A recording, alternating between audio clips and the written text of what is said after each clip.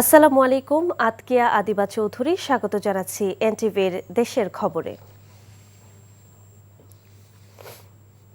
জুলাই অভ্যুত্থানে প্রথম শহীদ রংপুরের আবু সাইদ হত্যা মামলায় 2 পুলিশ সদস্যকে মৃত্যুদণ্ড ও 3 জনকে যাবজ্জীবন সহ 30 আসামিকে বিভিন্ন মেয়াদে সাজা দিয়েছে আন্তর্জাতিক অপরাধ ট্রাইব্যুনাল 2। দুপুরে বিচারপতি নজরুল ইসলাম চৌধুরীর নেতৃত্বাধীন 3 সদস্যের ট্রাইব্যুনাল এ রায় ঘোষণা করেন। রায়ে সন্তুষ্ট প্রকাশ করেছে প্রসিকিউশন, তবে এই রায়ের বিরুদ্ধে আপিলে যাবেন বলে জানান আসামি পক্ষের আইনজীবীরা। রিপোর্ট করছেন হাসান জাবেদ। জুলাই আগস্ট আন্দোলনে পুলিশের গুলিতে প্রথম নিহত হন বেগম রোকেয়া বিশ্ববিদ্যালয়ের শিক্ষার্থী আবু সাইদ। সেই হত্যার ঘটনায় 30 জনের বিরুদ্ধে বিচারিক কার্যক্রম শেষে রায় ঘোষণা করে আন্তর্জাতিক অপরাধ ট্রাইব্যুনাল। রায়ে এএসআই আমির হোসেন ও কনস্টেবল সুজন চন্দ্র রায়কে মৃত্যুদণ্ড দেওয়া হয়। যাবজ্জীবন কারাদণ্ড দেওয়া হয়েছে 3 জনকে। তারা হলেন পুলিশের সাবেক সহকারী কমিশনার মোহাম্মদ আরিফুজ্জামান, সাবেক পরিদর্শক রবিউল ইসলাম ও এসআই বিভূতিভূষণ রায়। রোকেয়া বিশ্ববিদ্যালয়ের সাবেক ভিসি অধ্যাপক হাসিবুর রশিদ ও রংপুরের সাবেক পুলিশ কমিশনার মনিরুজ্জামান বেল্টু সহ 5 জনকে 10 বছর করে কারাদণ্ড দেওয়া হয়েছে। এছাড়া 8 জনকে 5 বছর করে, 11 জনকে 3 বছর করে কারাদণ্ড দেওয়া হয়। আর আসামি মোহাম্মদ আনোয়ার পারভেজকে তার হাজতবাস পর্যন্ত দণ্ড দেয় ট্রাইব্যুনাল। অন্য কোনো মামলা না থাকলে তিনি কারাগার থেকে মুক্তি পাবেন। রায় ঘোষণার পর এজলাসের কাঠগড়া থেকে ট্রাইব্যুনালের হাজতখানায় নেয়ার সময় মৃত্যুদণ্ডপ্রাপ্ত আসামি এএসআই আমির হোসেন ও কনস্টেবল সুজন চন্দ্র রায় নিজেদের নির্দোষ দাবি করে প্রতিবাদ জানান।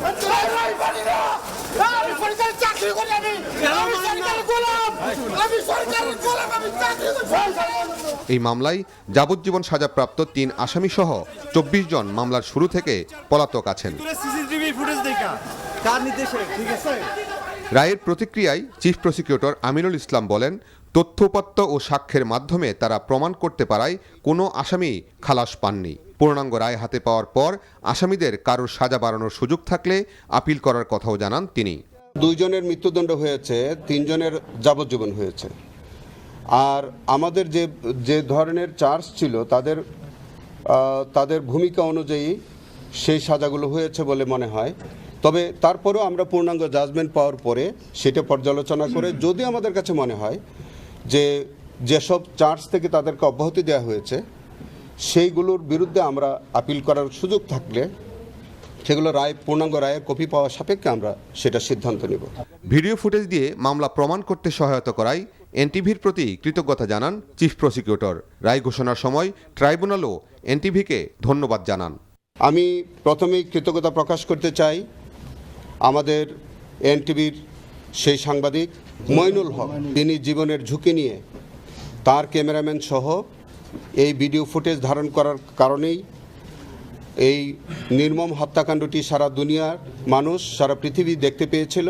রায়ের বিরুদ্ধে আপিলে যাবেন বলে জানান মৃত্যুদণ্ডপ্রাপ্ত আসামিদের আইনজীবী। সেখানে ন্যায় বিচার পাবেন বলেও মনে করেন তিনি। পূর্ণাঙ্গ রায়ের কপি পাওয়ার পর মহামান্য আপিল বিভাগে এই বিষয়গুলো সহ আরও অন্যান্য বিষয়ে যেভাবে মামলা আপিল করার সময় আসবে সবগুলো উপস্থাপন করে আপিল করলে ইনশাল্লাহ আমরা খালাস পাবো। জুলাই আগস্ট আন্দোলনে আবু সাইদ হত্যাকাণ্ডটি দেশ বিদেশে বেশ আলোচনার জন্ম দিয়েছিল। সেই আলোচিত হত্যাকাণ্ডে 30 আসামিকেই বিভিন্ন মেয়াদে সাজা দিয়েছে ট্রাইব্যুনাল। এখন পরিবারের প্রত্যাশা হচ্ছে পলাতক আসামিদেরকে দ্রুত ধরে এনে এই রায় বাস্তবায়ন করা, একই সাথে যাদের সাজা কম হয়েছে তাদের সাজা বাড়ানোর জন্য রাষ্ট্রপক্ষ যাতে ব্যবস্থা নেন। হাসান জাবেদ, এনটিভি নিউজ, আন্তর্জাতিক অপরাধ ট্রাইব্যুনাল, ঢাকা। বগুড়া 6 ও শেরপুর 3 আসনের উপনির্বাচনে ভোট গ্রহণ শেষ হয়েছে। এখন চলছে গণনা। সকাল 7:30টায় শুরু হয়ে ভোট গ্রহণ শেষ হয় বিকেল 4:30টায়। পুরুষ ভোটারের চেয়ে নারী ভোটারদের উপস্থিতি ছিল বেশি। বগুড়া 6 আসনে বিএনপি প্রার্থী রেজাউল করিম বাদশাহ শহরের শিববাড়ি হাসনা জাহান সরকারি প্রাথমিক বিদ্যালয় কেন্দ্রে এবং জামাত প্রার্থী আবিদুর রহমান সেউজগাড়ি সরকারি প্রাথমিক বিদ্যালয় কেন্দ্রে ভোট দেন।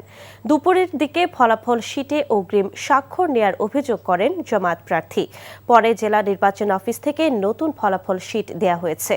এদিকে শেরপুর 3 আসনের দুপুরের দিকে অনিয়মের অভিযোগ তুলে নির্বাচন বর্জন করেন জামাত প্রার্থী মাসুদুর রহমান মাসুদ। সংবাদ সম্মেলনে তিনি অভিযোগ করেন বিভিন্ন কেন্দ্রে তার এজেন্টদের বের করে দেয়া সহ মারপিট করেছে বিএনপি নেতাকর্মীরা।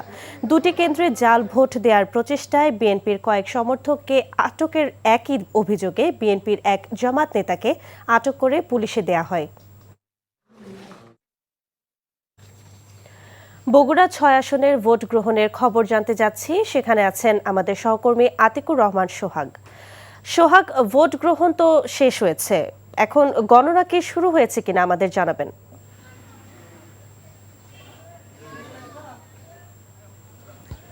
জি আদিবা সকাল সেই 7:30 থেকে কিন্তু ভোট গ্রহণ শুরু হয়েছে। ঠিক 4:30টায় কিন্তু ভোট গণনা শুরু হয়েছে, এখানে ভোট প্রদান শেষ হয়েছে। আমরা এই মুহূর্তে অবস্থান করছি বগুড়া পৌরসভার 20 নম্বর ওয়ার্ডের এই নাটাইপাড়া সরকারি প্রাথমিক বিদ্যালয়। আমার পিছনে দেখতে পাচ্ছেন যে আসলে এই কেন্দ্রে কিন্তু ইতিমধ্যে কোনো ভোটার আর নেই, বন্ধ করে দেওয়া হয়েছে। ভিতরে ব্যালট পেপার ঢালা হয়েছে এবং সেগুলো বাছাইয়ের কাজও চলছে। আর কিছুক্ষণের মধ্যেই কিন্তু গণনার ফলাফলও জানা যাবে। তো এই চিত্রে কিন্তু শুধু এখানকার নয়, এর আশেপাশে আমরা যত কেন্দ্রে গিয়েছি সব কেন্দ্রে কিন্তু ইতিমধ্যে ভোট গ্রহণ শেষ হয়েছে এবং সেখানে ব্যালট পেপার যাচাই বাছাইয়ের কাজও চলছে। তো আমরা বিভিন্ন নেতৃবৃন্দের সঙ্গে কিন্তু কথা বলেছি, যদিও জামাত প্রার্থী নানা অভিযোগের কথা বললেও সেগুলো খুব একটা প্রমাণিত নয় এরকমই বলছে বিএনপিরা। যদিও বিভিন্ন এজেন্টদের হুমকি ধামকির কথা বলা হলেও কিন্তু কোথাও কোনো এ ধরনের অভিযোগের কোনো সত্যতা পাওয়া যায়নি। তো আমরা এই মুহূর্তে এখানে কিন্তু আমার পিছনে যে কেন্দ্রীয় রাজশাহী বিভাগীয় ড্যাবের যে সমন্বয়ক এখানে রয়েছে ডক্টর মোহাম্মদ শাহজাহান আলী, উনি সকাল থেকে কিন্তু বিভিন্ন এলাকাও পরিদর্শন করেছেন। তার সঙ্গে আমরা কথা বলেছি, উনি বলেছেন যথেষ্ট সুষ্ঠু এবং শান্তিপূর্ণ বেশ উৎসবের আমেজেই কিন্তু ভোট গ্রহণ অনুষ্ঠিত হয়েছে। আর এই কেন্দ্রে কিন্তু প্রায় 3900 ভোটার ছিল এবং বিপুল সংখ্যক পুরুষের চেয়ে নারী ভোটাররাই কিন্তু বেশি এখানে ভোট প্রদান করেছে এবং ব্যাপক উৎসাহ উদ্দীপনার মধ্যেই। তো আর কিছুক্ষণ পরেই ফলাফল জানা যাবে। এরপরই আসলে নেতাকর্মীদের যে উচ্ছ্বাস, তারা তারেক রহমানের এই আসনটা ছেড়ে দেওয়া আসন আবার তাকে ফিরিয়ে দিবে রিজাউল করিম বাদশার মাধ্যমে, এমনটাই উচ্ছ্বাসই তারা রয়েছে। আদিবা, জানছিলাম ভোট গ্রহণের খবর। রাজধানীর বাংলাদেশ শিশু হাসপাতালে গত এক সপ্তাহে হামজনিত নিউমোনিয়ায় আক্রান্ত হয়ে প্রাণ হারিয়েছে 3 শিশু। চিকিৎসকরা বলছেন সময় মতো হাসপাতালে না আনা এবং টিকাদানে ঘাটতির কারণেই বাড়ছে মৃত্যু ঝুঁকি। হাসপাতাল সূত্রে জানা গেছে মৃত 3 শিশুর পরিবারই শুরুতে ঢাকার বাইরে ঘরোয়া পরিবেশে বা সাধারণ জ্বর ভেবে চিকিৎসা দিচ্ছিল, কিন্তু পরবর্তীতে খিঁচুনি ও তীব্র শ্বাসকষ্ট শুরু হলে তাদের দ্রুত ঢাকায় আনা হয়। আশঙ্কাজনক অবস্থায় শিশুদের লাইফ সাপোর্টে রাখা হলেও শেষ রক্ষা হয়নি।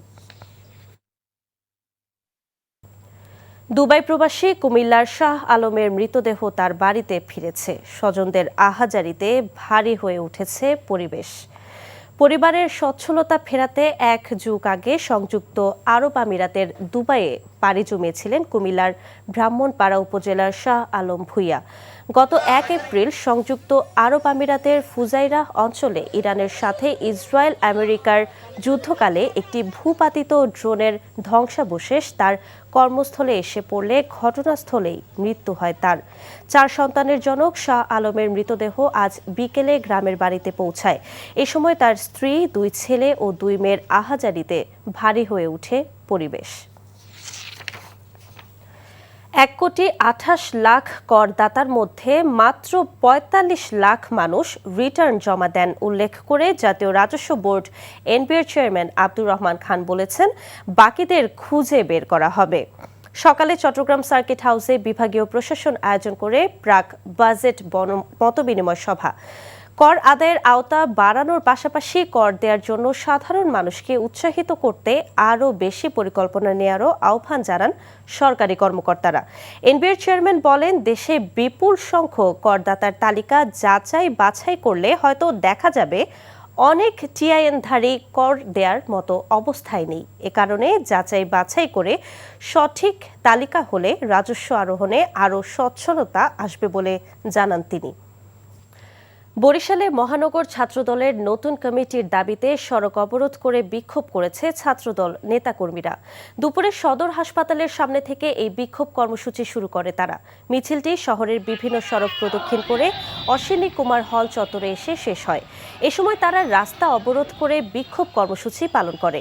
প্রকৃত ছাত্রদের নিয়ে জেলা ও মহানগর কমিটি করার দাবি জানায় নেতাকর্মীরা। পরে বরিশাল মহানগর বিএনপির আহ্বায়ক মনিরুজ্জামান খান ফারুকের আশ্বাসে অবরোধ তুলে নেন তারা। কুষ্টিয়ায় খোকসায় নিখোঁজ ভ্যান চালক মোহাম্মদ আজিম মোল্লাকে উদ্ধারের দাবিতে মানববন্ধন ও বিক্ষোভ করেছে এলাকাবাসী ও তার পরিবার।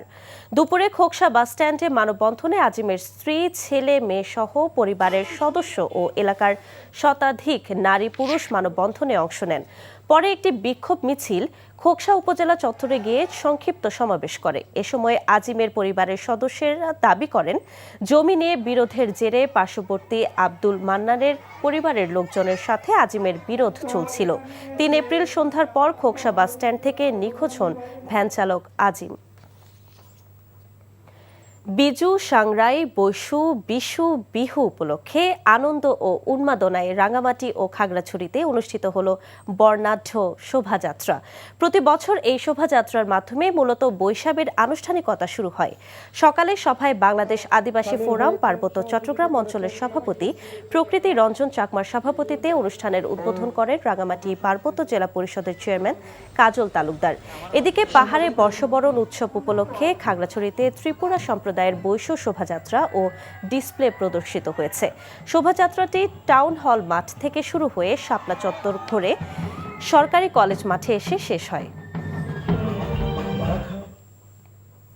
খবর শেষ করছি, যাবার আগে ক্রাউন সিমেন্ট শিরোনামগুলো আরও একবার।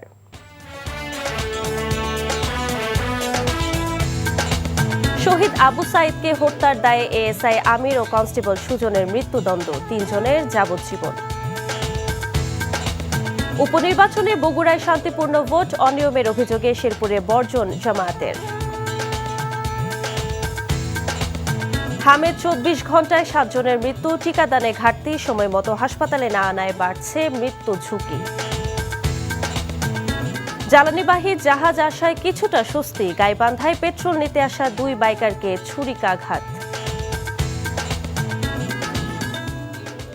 এই ছিল দেশের খবরে। এই খবরের ভিডিও সহ আপডেট জানতে ভিজিট করুন এনটিভি অনলাইন www.ntvbd.com। এছাড়াও এনটিভির জনপ্রিয় সব অনুষ্ঠান ও খবরের আপডেট জানতে ভিজিট করুন আমাদের ইউটিউব ও ভেরিফাইড ফেসবুক পেজ। 6টা ইভিনিং নিউজ দেখার আমন্ত্রণ রইল। ধন্যবাদ সবাইকে।